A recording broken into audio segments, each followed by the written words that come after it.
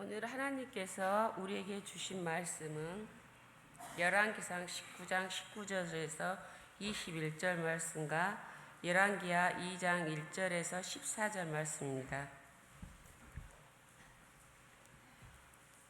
열왕기상 19장 19절입니다. 엘리야가 거기서 떠나 사밧의 아들 엘리사를 만나니 그가 12 견리서를 앞세우고 밭을 가는데 자기는 12째 견리서와 함께 있더라. 엘리야가 그리로 건너가서 겉옷을 그 위에 던지더니 그가 소를 버리고 엘리야에게로 달려가서 이르되 청하건대 나를 내 분모와 입맞추게 하소서. 그리한 후에 내가 당신을 따르리이다. 엘리야가 그에게 이르되 돌아가라. 내가 너에게 어떻게 행하였느냐 하니라. 엘리사가 그를 떠나 돌아가서 한 견리소를 가져다가 잡고 소의 기구를 불살라 그 고기를 삶아 백성에게 주어 먹게 하고 일어나 엘리야를 따르며 수종을 들었더라. 열왕기하 2장 1절부터 14절 말씀입니다.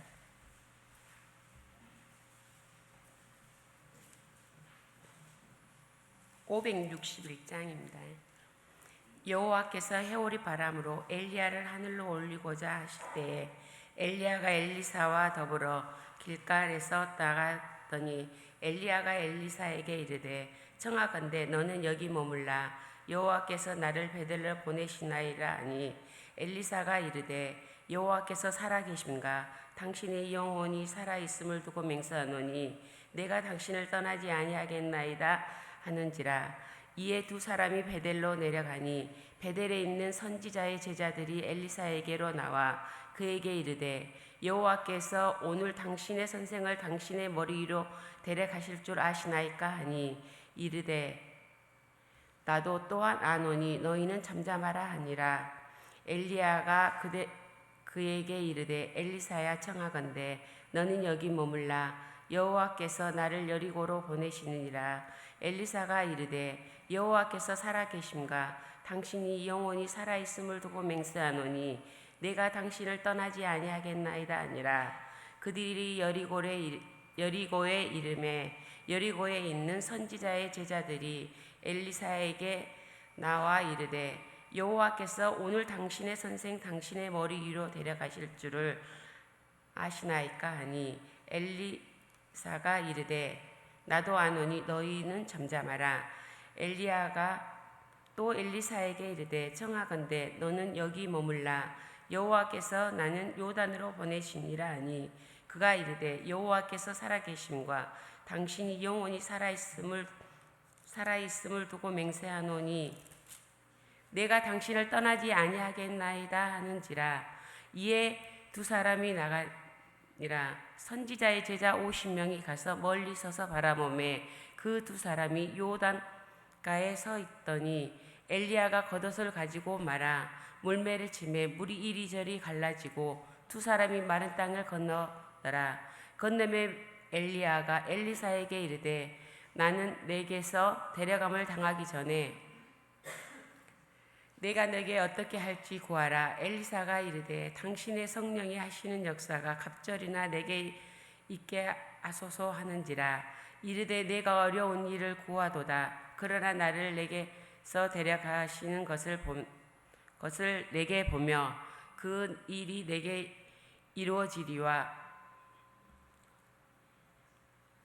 이루어지리니와 그러지 아니하면 이루어지지 아니하리라 하고 두 사람이 길을 가며 말하더니 불수레와 불말들이 두 사람을 갈라놓고 엘리야가 해오리 바람으로 하늘로 올라가더라. 엘리사가 보고 소리 지르되 내 아버지여 내 아버지여 이스라엘의 병거와 그 마병이여 하더니 다시 보이지 아니하는지라.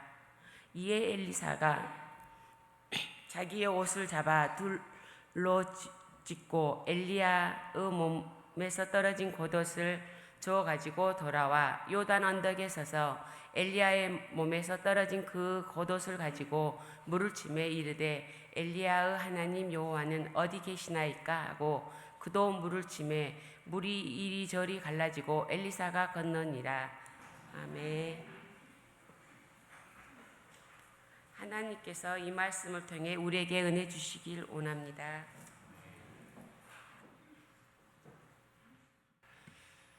귀한 찬양 속에 우리의 마음까지 주님께 드려집니다.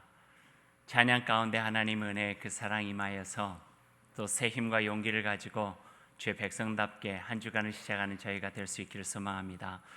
우리 함께 기도하겠습니다. 사랑의 주 여호와 하나님 감사합니다. 하나님의 은혜의 빚진 자로 우리가 살아가다가 이제 주님 귀한 날 맞이하여 하나님의 귀한 품에 돌아와 하나님께 귀한 예배 드립니다. 하나님 예배 받아주시고 또 들려주신 그 말씀으로 우리의 삶을 가득히 채워 주의 백성답게 살아갈 수 있는 저희 될 수 있도록 주님께서 함께하여 주옵소서. 예수님의 이름으로 기도드립니다. 아멘. 고등어 좋아하세요? 고등어 모르세요? 고등어가 생선을 좋아하시는 분들도 고등어는 그렇게 좋아하지 않는 분도 있더라고요. 이유는 비려서 비린내가 많이 있대요. 그래서 가능한 한 고등어 요리할 때는 양념을 많이 쓴대요. 또 채소들도 많이 넣고 조림 이런 거 있잖아요. 시뻘겋게 고춧가루 많이 넣고 막 고사리 많이 넣고 막 그렇게 찜도 그렇고요. 또 그렇지 않으면 구워서 먹는다거나 아니면 레몬 뿌려가지고 먹는다거나. 근데 그렇게 해서는 고등어가 가지고 있는 제 본래의 맛을 맛보기가 그리 쉽지 않대요.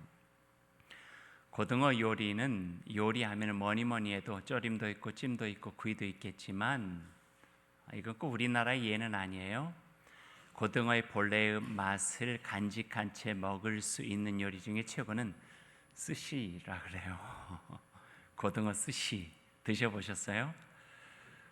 신선하지 않으면 먹을 수 없는 거래요. 왜냐하면 쉽게 고등어라고 하는 생선이 변질된대요. 스시를 만드는 게 여의치 않다는 이야기겠죠. 고등어 스시로 아주 유명한 식당이 있어요. 저는 아직 가보지 못했어요. 왜냐하면 일본에 있어요. 일본 교토에 이우마타라고 하는 식당이 있대요.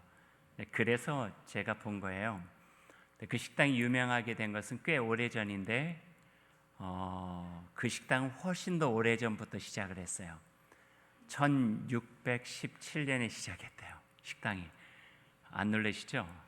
제가 다시 말씀드리면 400년이 됐대요. 400년.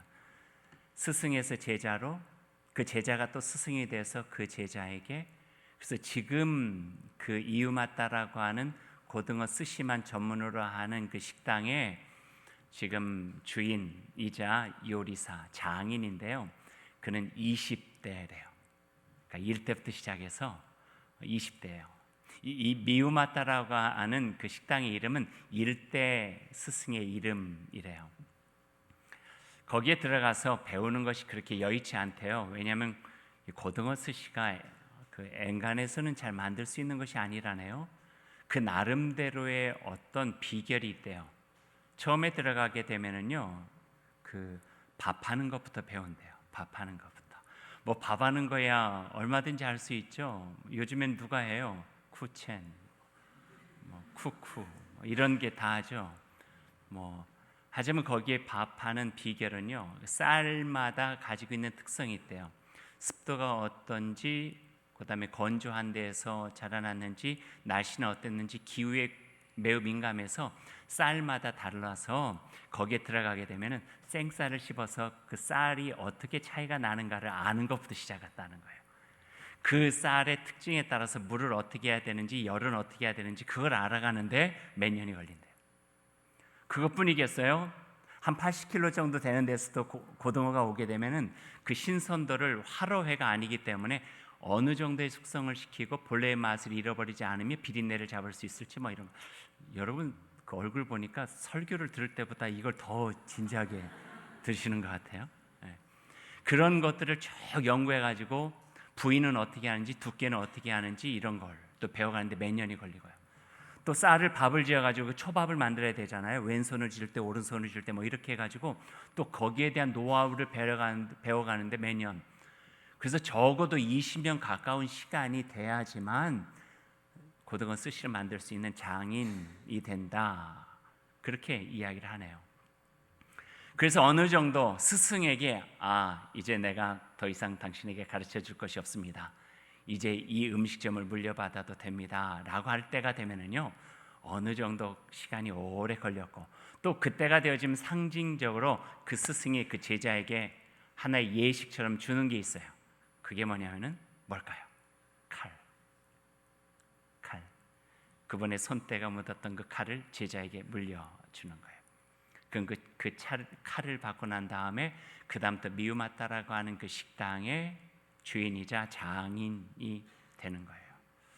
포도주가 비바람 속에 햇수가 가면서 풍요롭게 익어가듯이 고등어 스시를 만드는 것도 400년을 걸쳐서 지금까지 가장 적합한 고등어의 본래의 맛을 지니면서 사람들이 먹을 수 있는 음식이 됐대요. 그래서 그 음식점을 찾는 사람은 고등어 스시가 맛있어서 먹는다는 것보다는 400년 동안 이어진 정신, 참을성, 인내, 배우기 위해서 애썼던 그 삶의 철학들, 음식 하나에 담겨 있는 그 마음들, 이런 것을 배워가게 된다는 거예요. 그래서 그곳을 찾는 사람은 거기에서 야, 맛있어, 그게 아니라 참 귀한 곳을 내가 경험하고 간다, 그런데요. 이제 고등어 이야기는 그만하고요, 성경 이야기를 좀 하십시다. 스승이 제자에게 칼을 주는 것을 통하여서 정신을 물려준다면은, 오늘 우리가 읽은 열왕기상 19장에는 스승이 제자에게 또 다른 것을 물려줌으로 인하여서 그 정신과 그 마음, 신앙의 뿌리를 이어가는 것을 보게 되죠. 그것은 바로 다른 게 아니라 겉옷이에요. 겉옷. 때로는 낙타털, 때로는 양털로 지어진 묵직한 겉옷은 예언자들의 상징이었어요. 얼마나 팔레스타인이 더워요. 그 더움에도 불구하고 하나님의 말씀에 무거움을 지니고 살아간다고 하는 그 상징적인 의미로 옷을 벗지 않고 무거움을 그대로 이은 채 이 땅에서 하나님의 말씀을 전하는 메신저로서, 하나님의 영적인 하나님의 그 말씀을 이어받아서 이 백성들에게 선포해야 되는 영적인 지도자로서 살아가는 이들이 예언자고 선지자였죠. 엘리야라고 하는 선지자가 북이스라엘에서 가장 험하고 척박하고 힘겨웠던 때에 하나님의 말씀을 들고 살아가다가 나이가 많이 되어 이제는 내가 다 감당할 수 없으니 나의 후계자를 키워서 나의 사명을 물려줘야 되겠다 생각할 때에 오늘 성경 말씀 열왕기상 19장에는 엘리사라고 하는 이에게 자기의 사명을 물려주는 이야기가 나오고 있어요. 왜 엘리사를 선택했는지는 우리가 알 도리가 없어요. 이름이 비슷해서 그랬을까? 이건 그냥 추측이에요. 아마 그에게서 보았던 하나님의 주신 사명을 감당할 수 있는 제목과 같은 것을 보지 않았을까라는 생각이 들어요. 그래서 엘리사에게 스승인 엘리야가 그에게 나를 따르라, 나의 제자가 되라, 나의 후계가 되어서 내가 지금까지 하나님 안에서 받았던 그 사명을 계승해내라 하는 의미로서 칼을 주듯이 주는 것이 있는데, 그게 바로 겉옷, 무겁게 입고 다녔던 겉옷을 엘리사에게 던져주는 것을 보게 되죠. 19절 말씀이에요. 같이 한번 읽어볼까요? 함께 읽어요. 엘리사가 거기서 떠나 사밧의 아들 엘리사를 만나니 그가 12겨리소를 앞세우고 밭을 가는데 자기는 12째 겨리소와 함께 있더라. 엘리야가 그리로 건너가서 겉옷을 그의 위에 던졌더니. 엘리야는 누군가요? 우리가 잘 알고 있죠. 이스라엘의 걸출한 예언자예요.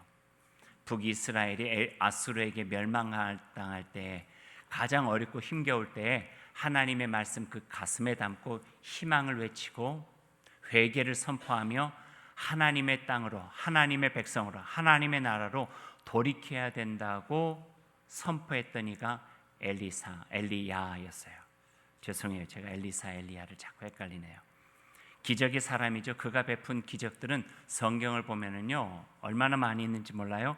하나님을 떠나 있던 그 백성에게 하나님을 향해 돌아올 수 있도록 목숨 걸고 살았던 이가 엘리야죠. 우리가 알고 있는 한 가지 사건이 있어요. 갈멜산에서의 사건 기억나시죠? 바알과 아세라를 섬기는 850명의 이방신 제사장들과 어떤 신이 살아계신 신인가 하는 것을 놓고 대결을 벌이잖아요. 850대 1, 쉽진 않았겠죠. 위에다 재물을 올려놓고 물을 부어놓고 거기에 불이 내려와서 태우는 시합을 해요. 850대 1로 엘리야가 이겼어요. 하나님은 살아계신 참 신입니다. 증명해냈죠. 850명 저들이 이곳에 있다가는 이 백성들의 마음이 미혹되겠다 생각하여 850명을 모조리 하나님의 뜻에 의해서 죽이고 말죠. 기세가 등등했어요. 850대 1로 이겼어요. 죽였어요. 하나님의 사람으로, 살아계신 하나님의 참신의 사람으로 증명됐죠. 하지만 인간이잖아요. 겁났어요. 두려웠어요. 불안했어요. 아합과 이세벨에 의해서 자기가 죽임을 당할까 생각하여 갈멜산에서부터 도망가기 시작해요. 나무로 도망가다가 브엘세바 통해가지고 제일 밑에 있는 신의 산, 호렙산이라고 불리는 그곳에까지 도망하게 되는 거예요. 얼마나 외롭고 힘겨웠으면 호렙산 기슭에서 엘리야가 홀로 힘겨워 있으면서 하나님께 이런 기도를 드려요. 하나님, 제발 저를 거둬가시면 안 되겠습니까? 죽고 싶습니다. 힘들다는 거예요. 하나님의 사람으로 살아간다고 하는 것이 벅차다는 거예요. 너무나 무거운 짐이 나에게 있다는 거예요. 내가 버거워서 이겨낼 수 없는 짐들이 나에게 있어서 로뎀 나무 밑에서 그리고 호렙산 기슭에서 누워서 하나님, 이 정도면 됐습니다. 제가 이제 하나님의 사람으로 이 정도 됐으니 저를 데려가 주시면 좋겠습니다 라고 하는 처절하고 영적인 침체 속에서 기도하는 그 내용을 우리가 보게 돼요. 겉으로 보면은요 850대 1로 승리했죠. 하나님의 사람이죠. 기적을 베풀었죠. 죽은 자도 살렸죠. 얼마나 화려하고 웅장해요. 멋들어져 보이죠. 하지만 그 속내는요 다 표현할 수 없는 외로움과 적막함과 고독 속에 침체와 죽으면 좋겠다고 하는 그 좌절감과 이런 마음이 가득해 있는 거예요. 때로는 아무리 소중한 일을 한다고 할지라도 그것이 짐이 되는 경우들이 얼마나 많이 있는지 몰라요. 교회 안에서도 그렇잖아요. 소중한 일인데 짐이 되잖아요. 귀한 일인데 짐이 되잖아요. 자식을 키우는 것은 안 그런가요? 여러분 결혼을 해가지고 자녀를 낳았어요. 얼마나 기뻤어요. 예쁘잖아요. 막 생명이 태어났으니까. 근데 조금 있다 보면은요 밤새 울죠. 젖안 먹죠. 힘들죠. 똥 싸죠. 이러면은 짐이 되는 느낌들도 있어요. 부부간에 살 때는 나가? 그럼 여행도 가고 이것저것 하다가 아이가 있으면 묶이는 것과 같은 짐이 돼요. 아이뿐일까요? 부모는 어때요? 나를 사랑해서 어릴 적부터 자기 모든 걸 희생하면서 키워주신 부모인데 나이 많이 들어서 약해지시면 집안에서 힘들고 또 병원에 모실 수밖에 없고 그러다 보면은 사랑하는 부모임에도 불구하고 짐처럼 느껴지는 경우들이 있죠. 그게 인생이에요. 인생. 자기의 삶도 짐이 되는 경우들도 얼마나 많아요. 자기가 살았던 삶에 있어서의 실패했던 어떤 모습들, 좌절된 어떤 그 자기의 삶의 한 조각들이 자기의 짐이 되어서 이 짐을 끌고 인생을 살아간다고 하는 것이 얼마나 벅차게 느껴질 경우들이 있는가 하는 거예요. 아무리 귀한 일이고 소중한 일이고 가치 있는 일이라 할지라도 때론 짐이 돼요. 자녀를 키우고 부모님을 봉양하고 자기에게 주어진 일들을 해나가고 그러나 그 짐만 보고 무겁다는 생각만 하다 보면은요 그 속에 있는 가치 있는 것들을 발견하기가 너무나도 어려워서 포기하기가 쉽다는 거예요. 엘리야에게도 그런 일들이 있었어요. 제가 전에 살던 곳에서 제가 다니던 치과가 있었어요. 근데 한 1년쯤 있다가 제가 다른 치과로 바꿨어요. 그 치과 의사는 연세가 많으신 분이에요. 한국에서 대학을 나오시고 치과 의사가 돼서 거기서 라이센스를 따가지고 하다가 제가 갔을 때 한 60 정도 되셨으니까요. 근데 마음에 아마 긍휼함이 있으셨던 것 같아요. 제가 이제 충치가 있거나 이를 치료하기 위해서 뭐 이렇게 가면은 하면서 그냥 치료하시면 되는데 이거 아프겠네. 이거 어떡하지? 이거 건들면 좀 힘들 텐데 막 이러니까 치료 받으면서 막 더 힘든 거예요. 손이 막 더 쥐어지고 잠깐만 참으세요. 이렇게 하면 다 깨끗해질 거예요. 이러면 그냥 치료하면 나을 텐데 아프겠다. 쓰라릴 텐데 이거 어떡하지? 뭐 이렇게 치료하시는 거니까 막 거기서 더 힘든 거예요. 힘들어도 이겨내세요. 이겨낼 수 있어요. 근데 옆에서 힘들어서 어떡하세요? 힘들죠? 이거 어떻게 감당하시려고요? 그러면요, 자기가 가지고 있는 짐이 얼마나 더 커지는지 몰라요. 1년 만에 바꿨어요. 치과를 갔더니 그분은 딱 이거 조금만 참으시면은요 조금 잠깐 걸려요. 하지만 이제 잘하면은 그 다음부터 뭐 음식물 씹는데 전혀 문제가 없을 거예요. 그럼 참을 수 있는 마음이 생기는 거예요. 그래서 생각해 보면은요, 짐은 그 짐이 아니에요. 무겁다 하면 더 무거워져요. 그것을 잘 이겨내 보세요. 그 짐을 잘 이겨내면은 그 속에서 얻을 수 있는 기쁨이 있을 거예요. 보람이 있을 거예요. 감사가 있을 거예요. 이건 중요한 거예요. 그러니까 그 짐을 보는 것이 아니라 짐을 지고 난 이후에 가질 수 있는 기쁨을 보는 거죠. 때는 제가 목사로 살아가면서도 이런 목회나 이런 것들이 짐이 될 때가 있어요. 언젠가인가요? 조금 힘들어 있을 때 TV를 보다가 아주 제 마음에 우리식으로 이야기하면 은혜가 됐던 때가 있었어요. 뭐냐면 이경규 씨 아세요? 코미디언, 개그맨 이경규 씨 프로그램을 봤어요. 한 번은 그 이경규 씨가 어떤 프로그램이었냐면은 지리산을 가는 프로그램이에요. 짐을 듣고 극복하는 거죠. 막 무한도전처럼 자기가 극복해가지고 하는 거. 근데 짐을 지고 지리산을 올라가는데 너무 힘든 거예요. 지리산까지 올라갔어요. 그리고 인터뷰를 해요. 이경규 씨한테 어떻게 올라오게 됐냐고 그랬더니 자기가 올라오면서 이 짐을, 배낭을 12번도 더 그냥 바닥에다 내팽개치고 오고 싶었다는 거예요. 그런데 끝까지 자기가 이 배낭을 버리지 않고 올 수 있었던 것은 그 배낭 안에 라면이 있었대요. 그 정상에 올라가면은 이거를 뜨거운 물에다가 집어넣어가지고 라면 끓이면은 너무 맛있겠다 하는 그 희망과 기대감이 있기 때문에 배낭을 버리지 않았다는 거예요. 인생을 가치 있게 살아가는 거 중요해요. 근데 소중한 것일수록 짐이 되는 경우가 많아요. 의미 있는 것일수록 짐이 되는 경우가 많아요. 그래서 그 짐만 무겁다 생각하면 우리가 다 내팽개쳐 버릴 수밖에 없지만, 그러나 그 짐이 어떤 의미가 있는가를 잘 생각하면 끝까지 지고 갈 수 있는 용기가 생기고 마음이 생기고 견고한 믿음이 생기는 거예요. 그리고 그 끝에서 짐을 풀어서 내가 누릴 수 있는 기쁨과 보람이 있다고 하는 거죠. 견뎌낼 수 있는 용기를 준다는 거예요. 엘리야가 겉옷을 던졌어요. 엘리사에게. 그 겉옷은요, 짐이에요. 하나님의 사람을 살아가야 됩니다. 지금까지 누렸던 거 누릴 수 없습니다. 엘리사가요, 꽤나 부농이었어요. 12겨리소를 가지고 농사를 짓던 사람이니까, 겨리소는 2마리거든요. 12면 24마리의 소를 가지고 농토를 일구던 사람이니까 부농이에요. 이대로 살아도 편안해요. 그냥 자기 나름대로 걱정 없이 살아도 되는데 겉옷을 받았어요. 이거 내가 왜 이걸 가져? 할 수도 있었지만 그 겉옷이 가지고 있는 의미 속에 소중한 가치를 안 거예요. 그래, 감당할 수 있을까? 하지만 그래, 이 척박한 때 위협 가운데 있는 이스라엘 백성들 가운데 하나님의 말씀의 담지자로서 살아간다고 하는 것은 의미가 있구나. 그리고 겉옷을 받아들는 거예요. 용기예요. 짐을 드는 것은 용기예요.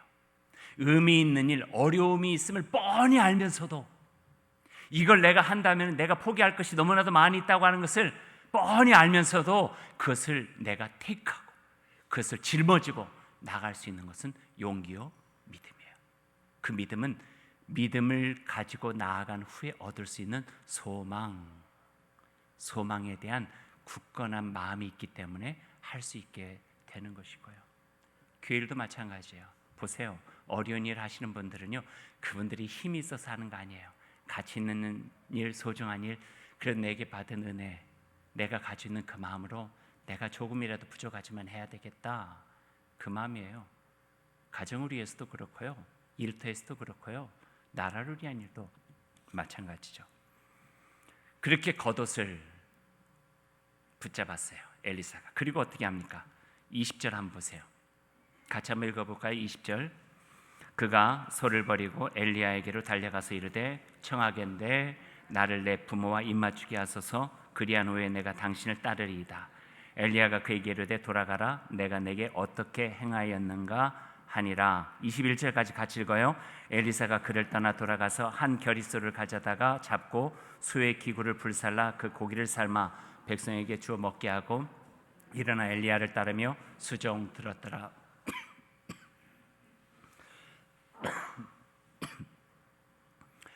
엘리야의 겉옷을 들었죠.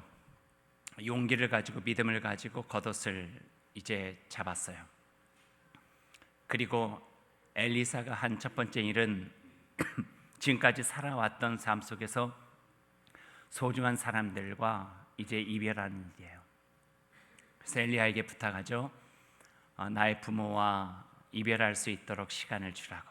가서 입 맞추고 제가 이 길로 새로운 길로 떠나겠습니다. 인사하죠.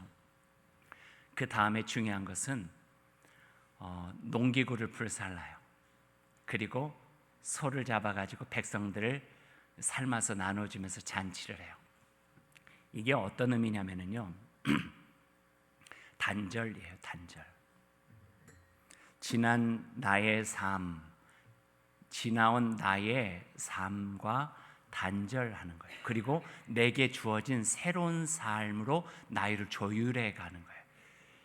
이건 신앙에 있어서요 굉장히 중요한 부분이에요.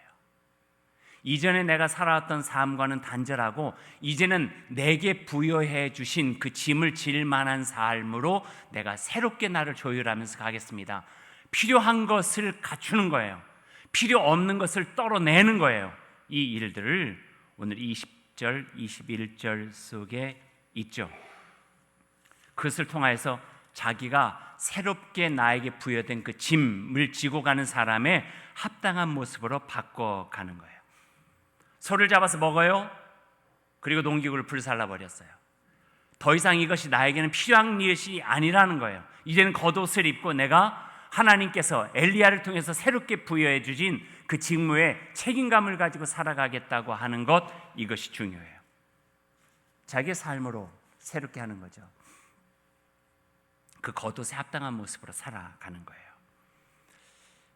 아까 미우 맞다, 이유 맞다 그 음식점 이야기했죠. 장인이 그 후계자를 선택한 다음에 무엇을 준다 했죠? 칼을 주면서 그 스승이 제자에게 하는 이야기가 있어요. 무슨 이야기 할까요? 이거 날카로워, 손배기 쉬우니까 조심히 다뤄야 돼. 이 정도 이야기하는 건요 1, 2년이에요. 적어도 10수년 이상 장인이 되어서 줄 때는요 그런 칼 다루는 법에 대한 이야기가 아니에요. 그 칼을 주면서 하는 이야기는 이거예요. 이제 그 칼을 잡은 손은 사람의 생명과 건강을 위해서 요리를 해야 되는 손이니 그 손을 함부로 하지 말라고. 그 손 가지고 도박하지 말라고. 그 손 가지고 나쁜 일 하지 말라고. 그 손 가지고 폭력적으로 하지 말라고. 그 손은 늘 생명을 위해서 준비되어져야 되는 손이라고. 손에 대한 이야기예요? 아니에요. 삶에 대한 이야기예요. 그러니까 음식을 배운 게 아니에요. 요리를 배운 게 아니에요. 사람을 생각하는 자의 마음과 정신이 어떠해야 하는가를 배운 거죠. 이게 어쩌면 직업관이에요. 직업관. 목사가 될 때 축도는 어떻게 해야 되는지, 두 손의 각도는 어떻게 해야 되는지, 벌려야 되는지, 뒤집어야 되는지, 설교를 할 때는 어떻게 해야 되는지, 물론 이런 테크닉과 같은 것들도 배워요. 하지만 진정으로 배워야 되는 것은 마음이에요. 어떻게 하나님의 마음을 담고 살아갈 수 있는가 하는 거죠. 그래서 두렵고 떨리는 거예요. 이거야 얼마든지 할 수 있죠. 하지만 진정 우리들이 잃어버리지 말아야 될 것이 그 안에 담겨져 있다는 거예요. 엘리사가 엘리야를 스승으로 삼고 8년을 살아요. 8년 동안 배운 것은요 어느 길을 가는지, 어떻게 하는지, 하나님의 사람을 어떻게 말을 선포하는지, 이게 아니었어요. 하나님의 마음을 얻는 법, 그 마음을 지니는 법, 지켜내면서 어떤 어려움 속에서도 딴 길 가지 않고, 헛길 가지 않고, 헛된 삶 살아가지 않고 하나님의 사람으로 자기를 지키며 살아가는 법이 무엇인가를 8년 동안 꾸준하게 훈련하면서 배운 거예요. 그 삶이 엘리야의 삶을 통해서 엘리사에게 전수되는 거죠. 계승되어진 거예요. 그리고 8년이 지났어요. 그리고 8년이 지난 때에 우리가 읽는 본문 열왕기하 2장의 이야기가 나오고 있는 거예요. 2장을 한번 펴보실래요?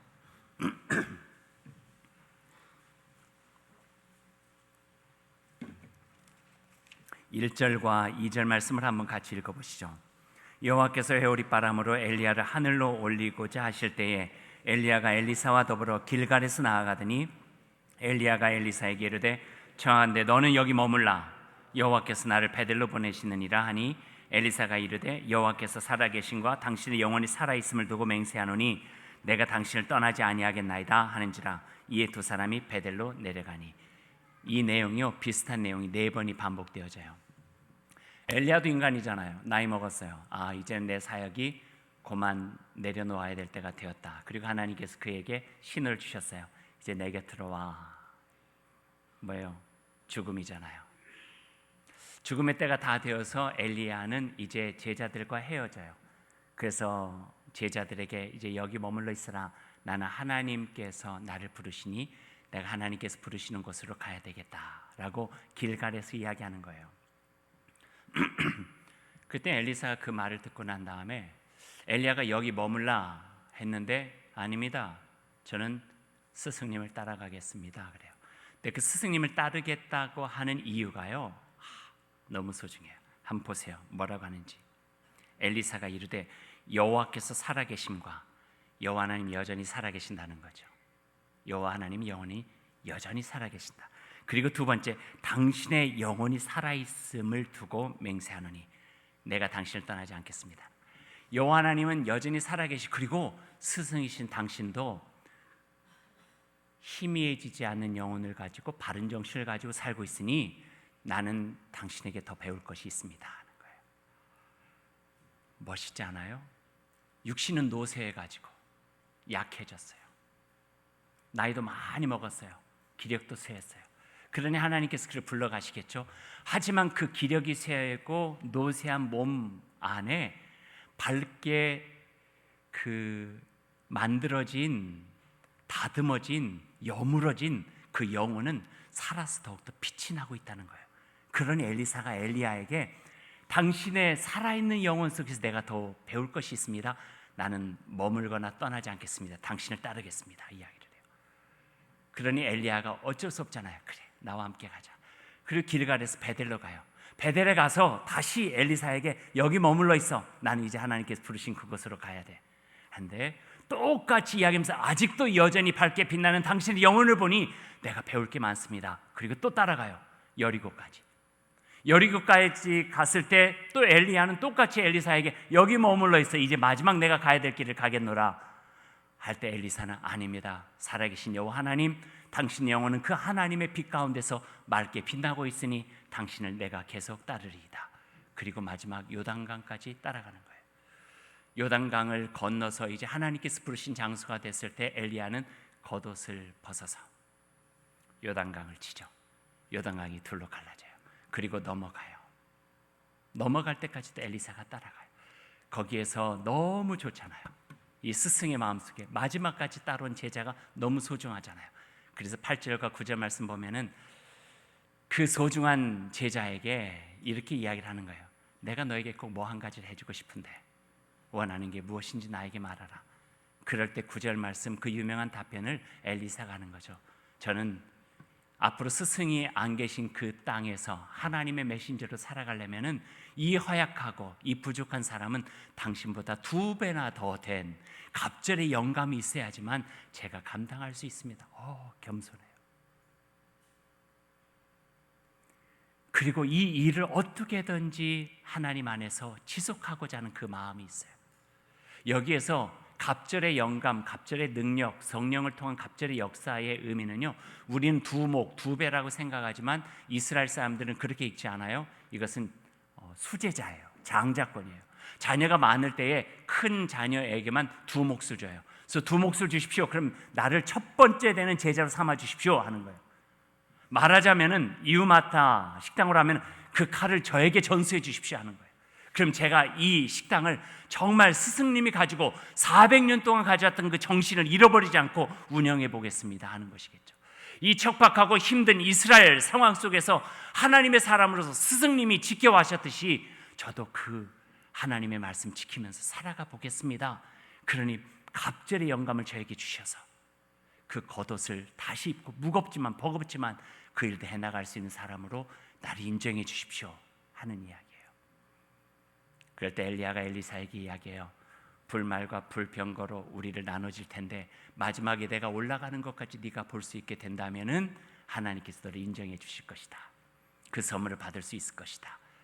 그리고 조금 후에 불말과 불병거가 엘리사와 엘리야의 사이를 띄워놓고 하늘로 해오리 바람 속에 올라가는 스승의 모습을 보고 거기서 떨어진 스승의 옷을, 그 겉옷을 줍게 되죠.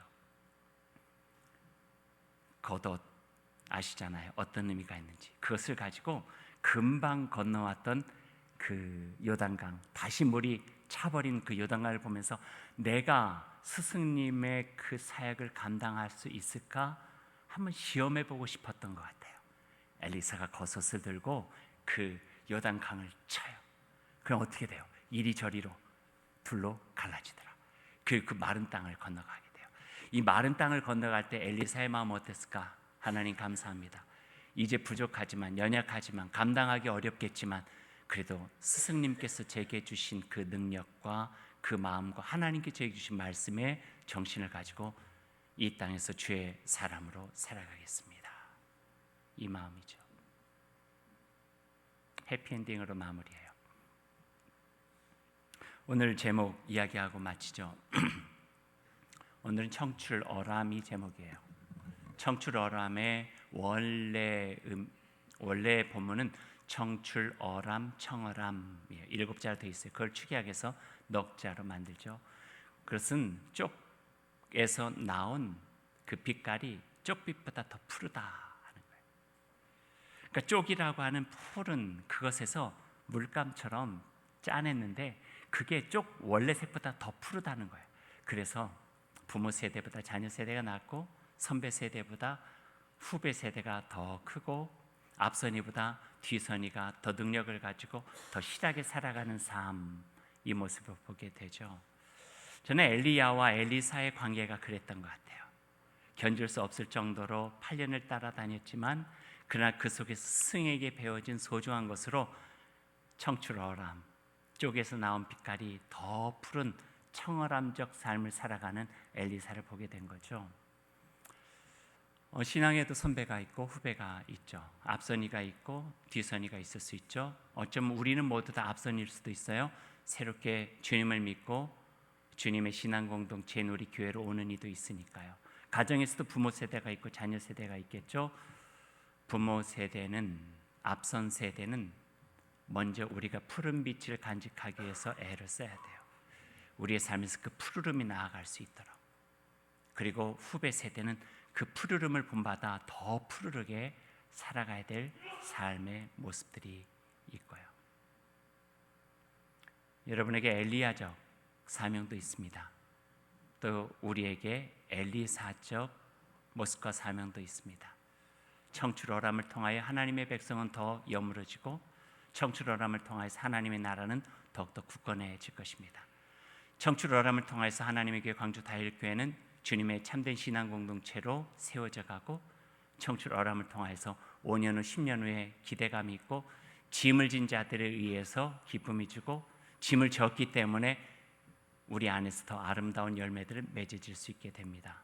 이 모습 우리 마음에 간직하고 우리에게 주어진 귀한 짐을 기쁨을 가지고 보람차게 더 나은 열매를 바라면서 살아가는 저희들이 될 수 있기를 소망합니다. 기도하겠습니다. 하나님 감사합니다. 주님 주신 말씀 마음에 새기겠습니다. 새겨주신 그 말씀을 가지고 참되게 살아가려 애쓰겠습니다. 하나님, 엘리야라도 좋고 엘리사라도 좋습니다. 우리의 삶 속에 담겨진 하나님의 말씀으로 지극정성 다하여 최선을 다해 살아가다가 언젠가 우리를 바라보며 살아오는 그 세대 속에서 엘리사와 같은 걸출한 주님의 사람 세워질 수 있도록 도와주시고 열심히 주님 바라보고 걸어가 보니 내 뒤에 나를 따르는 사람들이 있더라는 감사의 고백이 넘쳐날 수 있도록 주님께서 함께하여 주옵소서. 예수님의 이름으로 기도드립니다. 아멘.